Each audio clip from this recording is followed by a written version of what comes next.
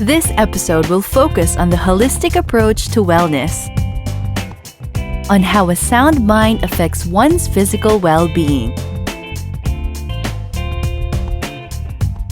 We start off with the ancient art of yoga, its rich history, and the benefits we can receive from practicing it.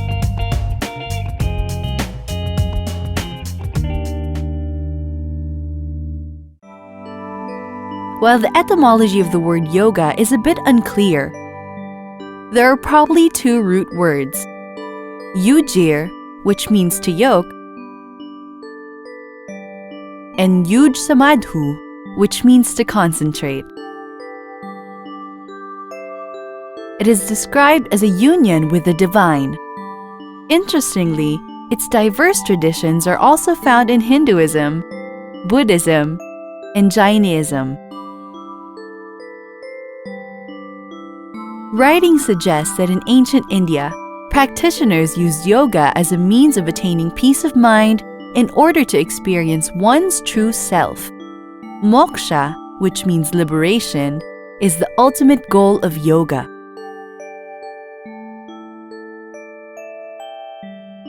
Although, the exact definition of this depends on the theological or philosophical system from which it is derived from. The origins of yoga are a matter of debate. Several seals discovered at Indus Valley Civilization suggest figures in position resembling a common yoga pose. Vedic priests conducting rituals showing ascetic practices and concentration may have been precursors to yoga. Between 200 BCE to 500 CE, philosophical schools of Jainism, Hinduism, and Buddhism were taking form, and a coherent philosophical system of yoga began to emerge. Yoga came to the attention of an educated Western public in the mid-19th century, along with the other topics of Indian philosophy. As a more holistic form of exercise, yoga centers on the process of integrating body, breath, and mind. So how does yoga help your body? Yoga is a powerful form of exercise that enhances your strength, flexibility, and endurance. The postures are meant to strengthen your body from the inside out. Each of the yoga poses is built to reinforce the muscles around the spine, the very center of your body, which is the core from which everything else operates. When the core is working properly, posture is improved, thus alleviating back, shoulder, and neck pain. As an effect of this proper posture, the digestive system gets back on track when the stretching is coupled with a healthy organic diet, which can relieve constipation, irritable bowel syndrome, and acid reflux. Our body has a network of lymphatic vessels and storage sacs crisscrossed over the entire body, in parallel with the blood supply, carrying a fluid composed of the waste products of cellular activity and infection-fighting white blood cells. The lymphatic system collects intracellular fluid from throughout the body and transports it to the lymph nodes where anything harmful, such as bacteria or other contaminants, are removed before the lymphatic fluid is returned to the bloodstream. In general, exercise activates this process, thus speeding up the filtering process. Yoga is said to promote the draining of the lymph. Yoga initiates a process that turns the relaxation response on. The deep breathing, the stretching, the movements that release muscle tension, the relaxed focus on being present in your body gives a dramatic effect on the body. Your heartbeat slows, respiration decreases, blood pressure decreases. A few minutes of yoga during the day can be a great way to get rid of stress that accumulates daily, in both the body and mind. Yoga postures and meditation are effective techniques to release stress. Yoga can also help detox the body and de-stress the mind. Remember, yoga is a continuous process, so keep practicing.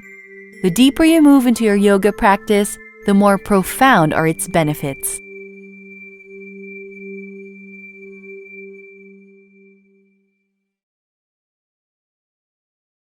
If you are new to yoga, it is best to start simply and not be overwhelmed. What you need to start. You can enroll in a class at your local gym or yoga centers. But there is also a wide selection of instructional books, DVDs, and online websites on yoga. Number 1. You will need a mat. A yoga mat provides padding as well as a non-slip surface to practice on.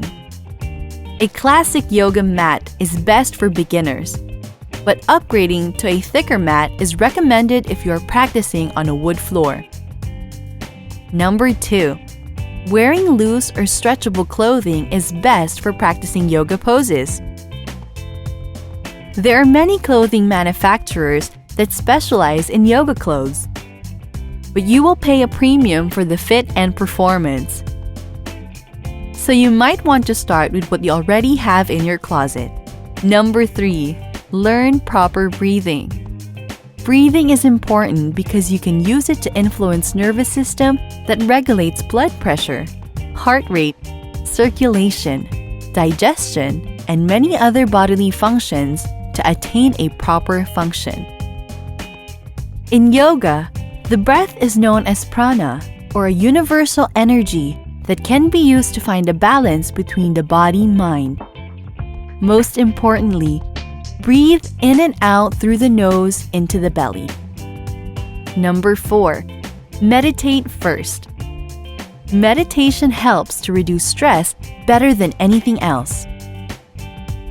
It will not only give a feeling of downtime, but it has a direct effect on your entire nervous system by reducing your body's production of stress-related chemicals like cortisol and increasing the production of mood-enhancing chemicals like serotonin. Number 5. Start with easy posture and progress according to your own pace. You need this to establish your basic strength and flexibility throughout your body. Start with warm-up sequences before proceeding to basic yoga poses. You can make your yoga practice as challenging and vigorous as you want. We recommend you start slowly and make sure you understand the alignment of postures. There are 3 ways to increase the intensity of your practice. 1. Hold postures for longer and longer periods of time. 2. Slowly build your practice up to more advanced and challenging postures. 3. Move quickly between postures. Always end your yoga practice with Shavasana, resting on your back and consciously relaxing your body for 5 to 15 minutes. It is also recommended to practice a short seated meditation after Shavasana to integrate your yoga practice and transition back into the world. Shavasana, sometimes written as Savasana, is perhaps the most important part of a yoga practice. It serves many purposes: physical, spiritual, and philosophical.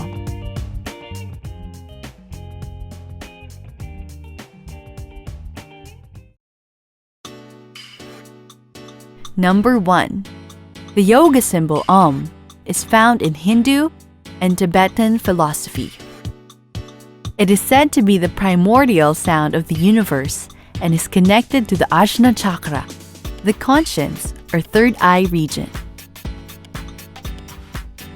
The lotus pose is a sitting pose meant to resemble the perfect symmetry and beauty of a lotus flower. Siddhartha Gautama, the founder of Buddhism, and Shiva, a major god in Hinduism, are typically shown in this pose. Number 3. A male practitioner of yoga is called a yogi, and a female practitioner is called a yogini. Number 4. Most scholars agree that even though yoga and Hinduism are closely related, and that yoga is within religion, it is not itself a religion. Yoga is more often considered a type of spirituality. Number 5. There are over 100 different schools of yoga, including Hatha Yoga, Raja Yoga, or Royal Yoga, Jnana Yoga, or Path of Knowledge, Bhakti Yoga, Karma Yoga, or Discipline of Action, and Bikram Yoga.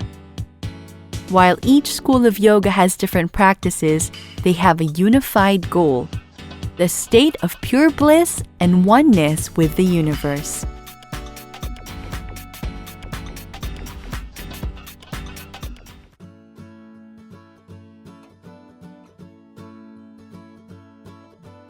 Healthy eating. Raw food diet.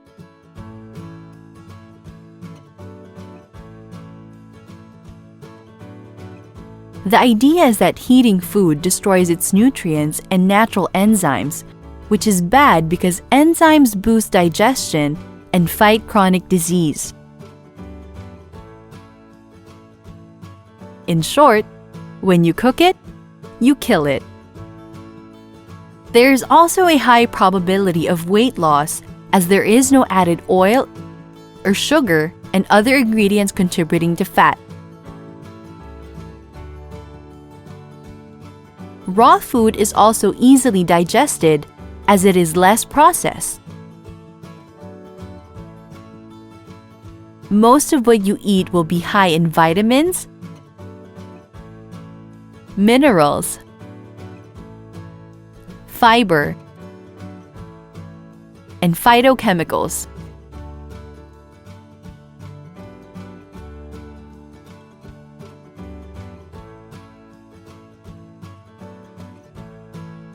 It is true also that cooking can zap vitamins B and C.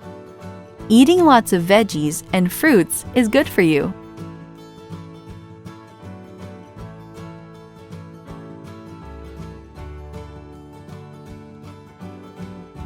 Zucchini pasta, a zesty garlicky tomato sauce made with tomatoes, fresh herbs, and cold-pressed olive oil atop a bed of zucchini. The cashews add a slightly creamy element. Rich in water and nutrients and absolutely free of all gluten, this recipe will never leave you weighed down.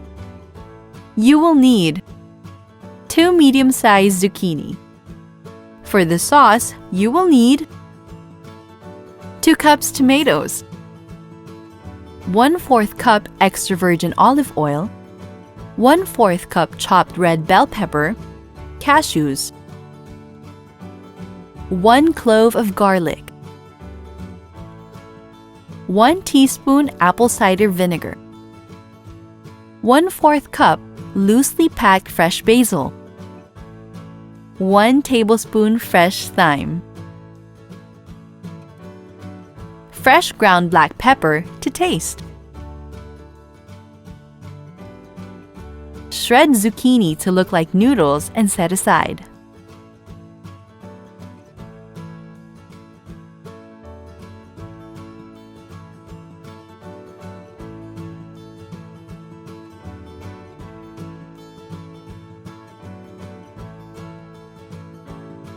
Chop the tomatoes.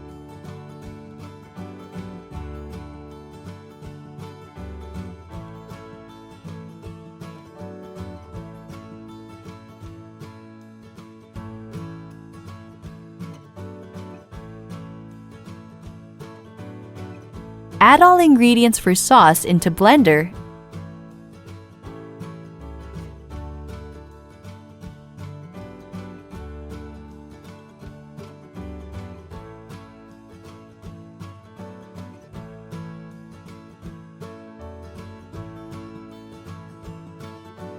and blend until smooth.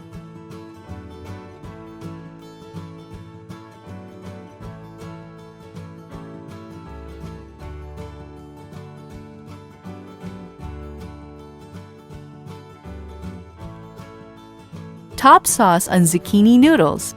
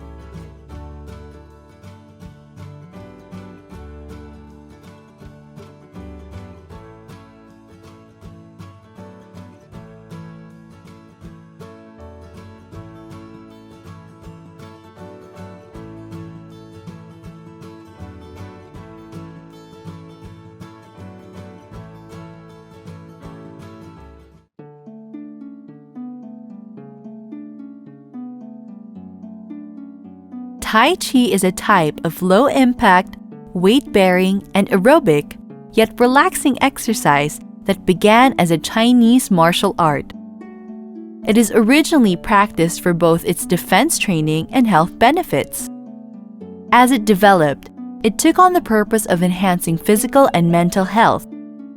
Practiced in a variety of styles, Tai Chi involves slow, gentle movements, deep breathing, and meditation. As we have touched on yoga's function as meditation, Tai Chi is also a form of meditation but in motion. The primary difference between the two is that in Tai Chi, the muscles are relaxed rather than tensed.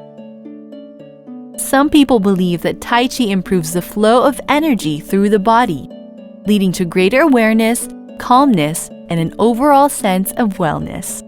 You can get started even if you aren't in top shape or the best of health. In this low-impact, slow-motion exercise, you go without pausing through a series of motions named for animal actions. For example, white crane spreads its wings. As you move, you breathe deeply and naturally, focusing your attention, as in some kinds of meditation, on your bodily sensations. Tai Chi differs from other types of exercise in several respects. The movements are usually circular and never forced. The muscles are relaxed rather than tense. The joints are not fully extended or bent. And connective tissues are not stretched. Tai Chi can be easily adapted for anyone, from the fit to people confined to wheelchairs or recovering from surgery. Some of the health benefits attributed to Tai Chi are improved strength and better balance, reduced stiffness, and enhanced sleep. Tai Chi in motion.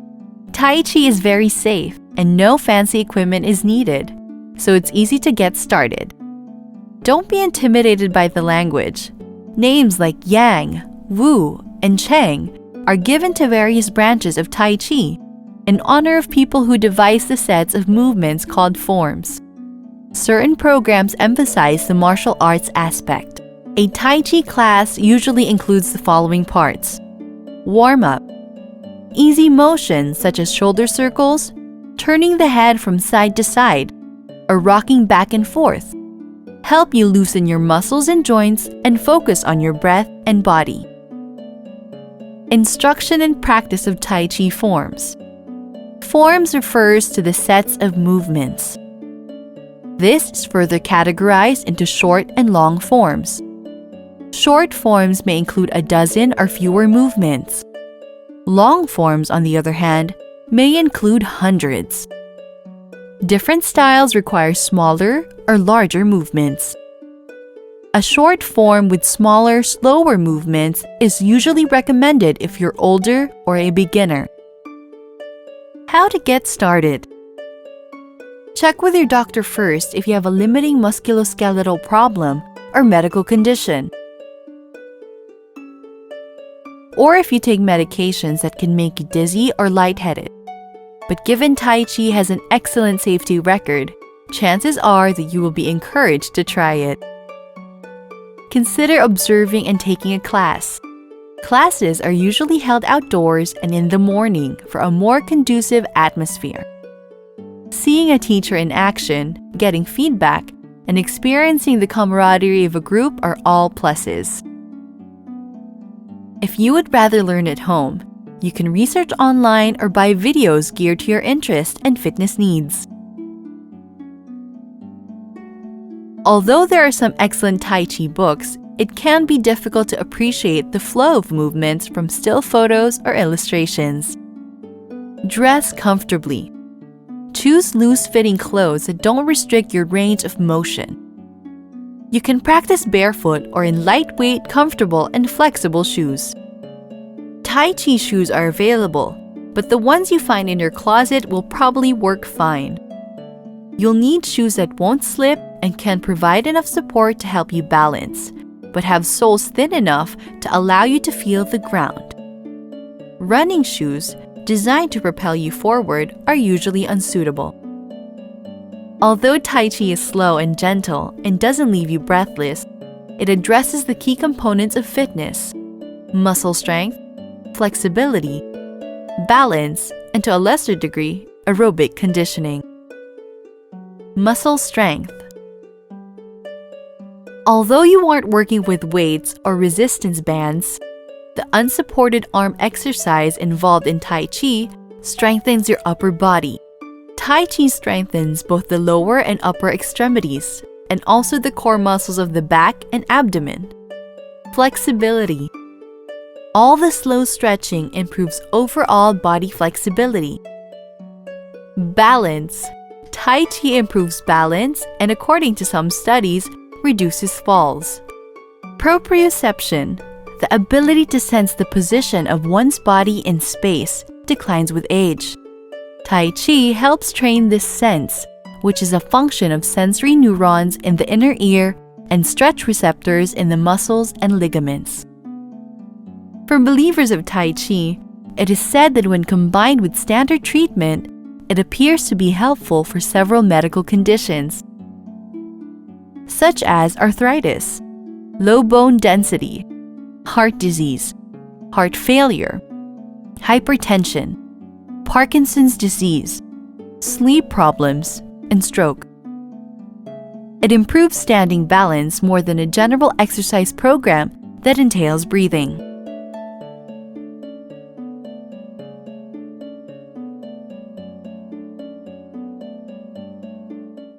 We often assume that exercise has to be physically taxing in order to be beneficial. The old adage, "no pain, no gain," is taken without a grain of salt, resulting to some people taking an almost masochistic approach to working out. But while there's nothing wrong with emphasizing hard work in your exercise program, it does not need to be painful. Holistic exercise takes the opposite approach, employing workout techniques that keep the body fit while contributing to a sense of relaxation.